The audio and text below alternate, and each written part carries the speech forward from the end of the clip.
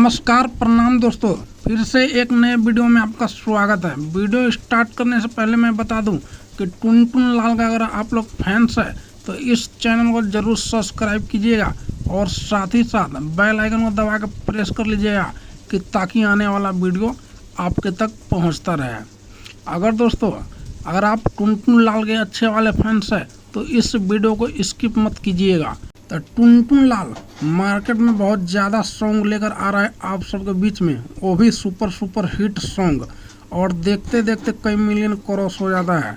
तो आज हम बात करने वाले टुनटुन लाल का सॉन्ग आ चुका है मार्केट में, आज ही आया है। रानी बनके राज करबू आप सबके बीच में आ चुका है ये गाना। अगर वीडियो अच्छा लगा होगा तो लाइक कीजिए, कमेंट कीजिए और चैनल को सब्सक्राइब कीजिए।